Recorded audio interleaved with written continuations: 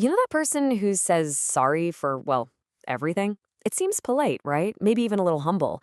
But what if I told you that constant apologizing often has nothing to do with being polite and everything to do with control?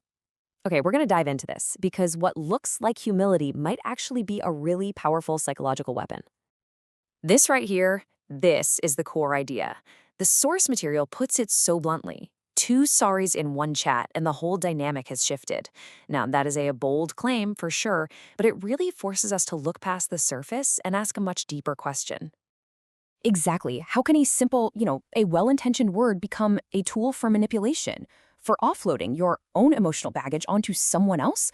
Well, it turns out sorry can be used in some incredibly complex and, frankly, sneaky ways. So here's the first big shift in how we need to think about this. Over-apologizing isn't always about trying to make things right. A lot of the time, it's an unconscious defense mechanism. The person saying sorry is actually just trying to manage their own anxiety. It's like they've handed you the controller to their emotional state, making you responsible for calming them down while they just keep doing their thing. Okay, so this defensive sorry shows up in a few pretty distinct ways. Let's start with the first category, where it's more of a subtle, almost automatic habit people use to protect themselves, often without even realizing the effect it's having on everybody else.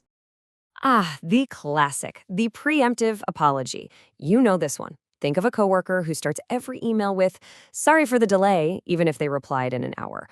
Or someone who says, "Sorry to bother you," before asking a totally reasonable question. What this does to you is fascinating. Your brain immediately has to switch into reassurance mode. You have to say, "Oh no, don't be sorry," or "It's not a stupid question at all." Just like that, they've made their anxiety your problem to solve. Okay, this next one is apology as armor. Imagine a friend cancels on you last minute and immediately hits you with, "I'm so sorry, I'm just the worst person." See what they did? They beat you to the punch. If you try to express that you're disappointed now, you kind of feel like a jerk, like you're kicking someone who's already down. What's really happening is that their self-criticism isn't about accountability. It's a shield to deflect any real feedback from you. And this leads to this wild psychological concept called emotional debt recursion. This is what happens when someone apologizes for apologizing. Sorry, I'm saying sorry too much. Each apology just creates more awkwardness, which they then feel the need to apologize for, trapping you in this endless loop of having to manage their feelings about their feelings. It's exhausting. And this text message is a perfect example of that loop in action. Look at that. 3 apologies in a row before you've even had a chance to type a single letter back. The sender is just flooding the conversation with their own internal anxiety. By the time you read this, you're already drained, and your job is no longer to have a conversation, it's to stabilize them. Now, for some people, this goes even deeper. Apologizing actually becomes a core part of their identity. They are the person who is always sorry. This is often tied to anxious attachment styles, where they're constantly apologizing to try and prevent people from abandoning them. But here's the tragic irony, right? That constant need for reassurance is the very thing that can exhaust people and push them away, creating this painful, self-fulfilling prophecy. But what happens when these defense mechanisms are no longer unconscious? Let's move to our second section, because this is where it gets really, really dangerous. We're shifting from these automatic habits to much more calculated, even manipulative uses of the word sorry. Oh, you have definitely heard this one before. It sounds like they're taking ownership, right? But it's actually a masterclass in something called strategic incompetence. It's an apology that's specifically designed to make sure you never expect them to get better. The psychology here is so subtle but so powerful.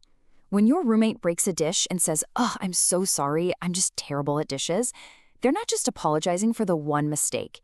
They're reframing it as a fixed personality trait, an identity. And since identities don't really change, well, they've just given themselves a permanent hall pass to never have to do the dishes carefully again. This brings us to the apology transaction. For some people, sorry isn't for repair, it's a currency to cancel emotional debt. Step 1, they hurt you. Step 2, they apologize immediately. Step 3, they get annoyed if you're not over it instantly. And that's when they hit you with the final question. "I said I'm sorry, what more do you want?" The apology isn't about fixing things. It's a social shortcut, a factory reset button for their own responsibility. And this one exposes a particularly nasty tactic. The hostile apology. A real apology names the action, "I'm sorry I said that," but a hostile apology? It shifts the blame to your reaction. I'm sorry you feel that way. It's basically an accusation disguised as politeness, a form of what some psychologists call gaslighting through courtesy. It's designed to make you feel like you're the unreasonable one for being upset. And finally, there's the apology as ritual. This is when the word sorry becomes completely meaningless.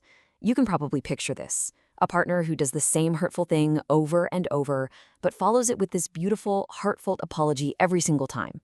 The apology isn't a break from the cycle, it has become a predictable part of the cycle itself. It's just theater, it's not change. So, if we can't trust the words, then what are we supposed to do? How do we tell the difference between a real attempt to make things right and just another manipulative tactic? Well, that is where the real accountability playbook comes in. It's all about shifting our focus completely. Here is the single most important shift you can make. Stop listening and start watching. Ignore the verbal patterns, how often they say sorry, how emotional the performance is. None of that matters. Instead, track the behavioral patterns. Is there an actual change in their actions? That is the only data that counts.